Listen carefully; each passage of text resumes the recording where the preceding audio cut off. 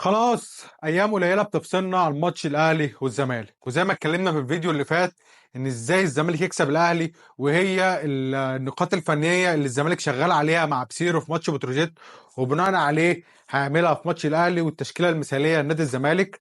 هنتكلم في الفيديو ده عن التشكيله المثاليه للنادي الاهلي والنقاط الفنيه اللي كولر كان شغال عليها في الماتشات اللي فاتت قبل ماتش الزمالك. فقبل ما نبتدي كده تنزل تعمل له لايك رايق وسبسكرايب خفيف، ويلا بينا نبتدي. طيب عشان نيجي لماتش الزمالك زي ما عملنا مع بسيرو لازم نروح للماتشات اللي قبل ماتش الزمالك.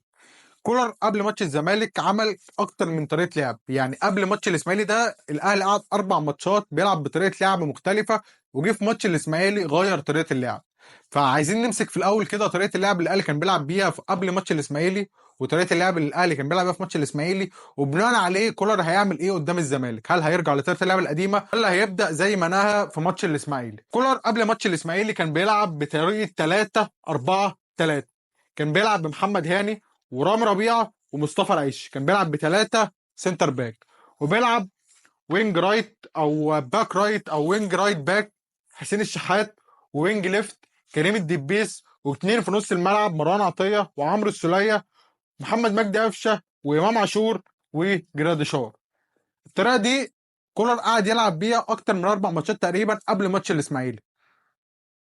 طب كانت ايه هي المميزات اللي في الطريقه دي، وايه العيوب اللي واجهت الاهلي في الطريقه دي؟ تعال الاول نتكلم في المميزات اللي في الطريقه دي. المميزات في الطريقه دي كانت بالنسبه لي تتعلق في حريه امام عاشور وحريه جراديشار، والتناغم ما بينهم والمساحات اللي خلقوها مع بعض. ليه؟ لان انت هنا دلوقتي بتلعب بثلاثه سنتر باك، فانت الناحيه اليمين هنا دلوقتي اللي بياخدها هو حسين الشحات، والناحيه الشمال هو كريم الدبيس، وهنا محمد مجدي قفشه، وهنا امام عاشور. امام عاشور خلاص دلوقتي ما بقاش مطالب منه اللي هو ينزل راح يفتح الملعب ناحيه الباك رايت، او مش محتاج منه يجري في المساحه دي كلها. هو محتاج منه اللي هو خلاص يغطي من هنا بس ويبدا يلعب مع جراديشار في المساحه دي. خلاص هو مش محتاج منه جري كتير، محتاج منه قطع في المساحه ويخش ال 18 ويبقى مهاجم تاني مع جراديشار. وكلنا شفنا ده، وامام عاشور سجل اكتر من هدف بسبب الموضوع ده، وشفنا مساحات كتير اتوفرت لحسين الشحات اللي هو خلاص بقى حسين الشحات بقى لما بيجي هنا امام عاشور بيخش لجوه، كريم الدبيس لما بيجي يقطع هنا محمد مجدي قفشه بيخش في عمق الملعب، يبقى هو يعتبر رقم 10، وهو اللي يبدا يشتغل مع الاثنين نص الملعب مروان عطيه وعمرو السوليه، ويبتدي يشغل امام عاشور وجراديشار. فالطريقه دي الميزه اللي فيها اللي هي ادت عمق هجومي كويس للاهلي، وادت مساحات قويه لامام عاشور. امام عاشور قدر يستغلها وقدر يحرز اكتر من هدف. فدي كانت النقطه الايجابيه في الطريقه دي. طيب ايه بقى هي النقطه السلبيه اللي واجهت الاهلي في الطريقه دي؟ النقطة السلبية إن الأهلي في الحالة الدفاعية الأهلي يعتبر بيدافع ب5 لعيبة، وده عدد كبير جدا على فريق بحجم الأهلي. الأهلي دايما بيلعب كرة هجومية، الأهلي مطلوب منه اللي هو يكسب، الأهلي مطلوب منه اللي هو يمسك كرة دايما على الفريق الخصم. فالأهلي في الحالات الدفاعية لما فريق بيبدأ يضغط عالي أو فريق بيبدأ يضغط ويمسك كرة على الأهلي، كان دايما كده تلقائيا محمد هاني بيبدا يضم جوه الملعب، مصطفى العيش يبتدي يضم جوه الملعب، ورام ربيعه بيبتدي يقفل ما بينهم. فبتبتدي تظهر مساحه هنا، لان انت هنا خلاص انت في الحاله الهجوميه زي ما اتفقنا اللي محمد هاني بيفتح عرض الملعب ومصطفى العيش بيفتح عرض الملعب، وبيبقى حسين شحات هو الوينج، وكريم الدبيس هو يعتبر هو الوينج، فهو بيلعب ب3 بس. ففي الحاله الدفاعيه محمد هاني بيخش يضم لجوه، ومصطفى العيش بيخش يضم لجوه، فبيبقى في مساحه كبيره هنا جدا ما بين محمد هاني وحسين الشحات ومصطفى العيش وكريم الدبيس. فبيضطر عشان يملى المساحه دي حسين الشحات بيرجع ده كله يقفل المساحه دي، وكريم الدبيس بيرجع يقفل المساحه دي. فانت كده بقيت بتدافع ب5 لعيبه، فقدت خلاص الناحيه الهجوميه، او فقدت اللعيب اللي يعمل لك العمق هنا، خلاص الحته دي كلها بقت فاضيه. فبقيت بتضطر اللي انت عمرو السوليه ينزل هو اللي يشتغل هنا، وبقيت محمد مجدي قفشه ينزل نص الملعب تاني. فانت خلاص بقيت التلت الهجومي من اول نص الملعب عندك 2 لعيبه بس هم امام عاشور وجراديشار، وده عدد قليل جدا لما تيجي تمسك كوره او فريق بيلعب كوره هجوميه اللي هو يهاجم ب2 بس. وكلنا شفنا الكلام ده في ماتش بتروجيت بالاخص في الشوط الثاني. الاهلي لما تهاجم، والاهلي لما اتضغط، الاهلي بقى بيعمل شكل، بقى ده شكل الاهلي، بقى شكل دفاعي جدا. الاهلي ما بقاش قادر يلعب كوره، الاهلي ما بقاش قادر يخلق فرص. طيب هو ليه اصلا كولر لجأ للطريقه دي؟ كولر لجأ للطريقه دي لان هو ما عندوش وينجات. كولر ما عندوش ولا وينج غير حسين الشحات.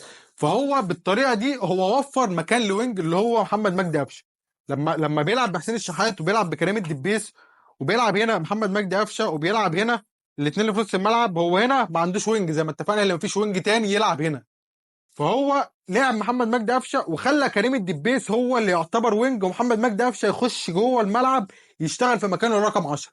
يعتبر الوينج هو كريم الدبيس، وهنا يعتبر الوينج حسين الشحات. فانت هنا يعتبر حسين الشحات، وهنا امام عاشور بيخش يعمل عمق جوه مع محمد مجدي قفشه. فانت هنا الطريقه دي اديتك افاده اللي انت بقيت تلعب بامام عاشور ومحمد مجدي قفشه الاثنين في عمق الملعب، واثنين وينجات هو كريم الدبيس وحسين الشحات. بعد ما انت ما كانش عندك وينجات، بقى عندك اثنين وينجات وبقى عندك اثنين في قلب الملعب. فهو لجأ للطريقه دي عشان كده. بس في حاجه حصلت خلته خلاص ما يلجأش للطريقه دي تاني، وخلاص خلته يرجع للشكل التقليدي بتاع الاهلي اللي هو 4-3-3. ايه بقى اللي حصل؟ هو ظهور محمد عبد الله. محمد عبد الله مع تألق محمد عبد الله واثبت ان هو لعيب كويس. نزل في ماتش بتروجيت جاب عمل جون، والماتش اللي بعدها بدأ يديله، ماتش الاسماعيلي لعب اساسي.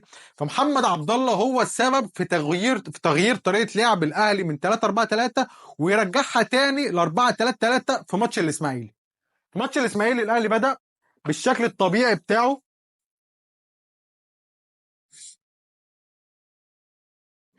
بدأ بأكرم توفيق ومحمد هاني ورامي ربيعة وأحمد نبيل كوكا، وفي نص الملعب أحمد رضا ومروان عطية وإمام عاشور، وهنا حسين الشحات رجع خلاص لمكانه، وهنا محمد عبد الله. فخلاص هو هنا دلوقتي بقى بيملك اتنين وينجات طبيعيين جدا عاديين زي ما كان بيلعب.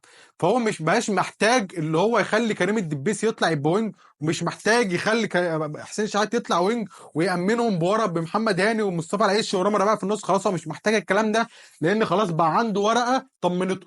ورقه بقى خلاص عنده وينج قوي، وينج متاكد اللي هو هينزل يلعب ويأدي المطلوب من مركز الوينج في الاهلي. فمحمد عبد الله خلاه يغير وجهه نظره وخلاه يلعب بطريقته العاديه اللي الاهلي متعود عليها 4-3-3. وكلنا شفنا التحسن اللي حصل في ماتش الاسماعيلي لان الاهلي رجع تاني لطريقته.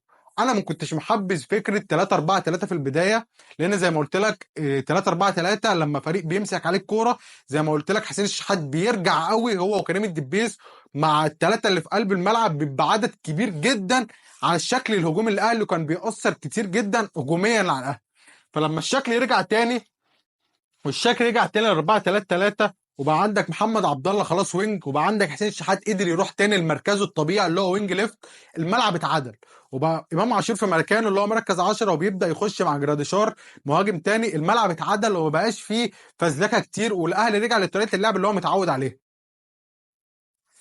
وطبعا مع تألق احمد رضا ومروان عطيه، هو خلاص اطمن لنص الملعب، بقى عنده اتنين كويسين جدا، اتنين اقوياء في الناحيه الدفاعيه، اتنين هيستخلصوا له الكره كويس. وعنده احمد رضا هيقدر يعمل له كره لقدام ويبدا يلعب له يبدا يعمل له دور مركز 8 اللي هو ما كانش موجود في الاهلي الفتره الاخيره. فمع تألق احمد رضا وتألق محمد عبد الله خلاص كولر اطمن وهيرجع تاني يلعب بطريقته اللي متعود عليها هو مستريح. ده بقى هياخدنا لماتش الزمالك. هل بقى كولر هيرجع تاني ل 3-4-3 ولا هيلعب ب 4-3-3؟ خلاص كده كولر هيلعب ب 4-3-3 تاني بالشكل الطبيعي بتاعه. والتشكيله المتوقعه هيبقى زي ما هو. انا متوقع اللي هو هيلعب بنفس تشكيله ماتش الاسماعيلي، مش هيغير فيها لعيب. ممكن هيغير، هيحط ممكن كريم الدبيس مكان احمد نبيل كوكا، وممكن يدخل اشرف داري جنب رامي ربيعه ويودي محمد هاني باك رايت. مع ان الفكره دي انا مستبعدها. هو هيلعب بمحمد هاني سنتر باك برضه، هيلعب بمحمد هاني ورامي ربيعه واكرم توفيق باك رايت. مش هيخاطر باشرف داري في ماتش زي ده، ولا هيلاعب مصطفى العيش في ماتش زي ده اول ماتش قمه. هو هيلاعب بمحمد هاني وهيلعب برام ربيعه.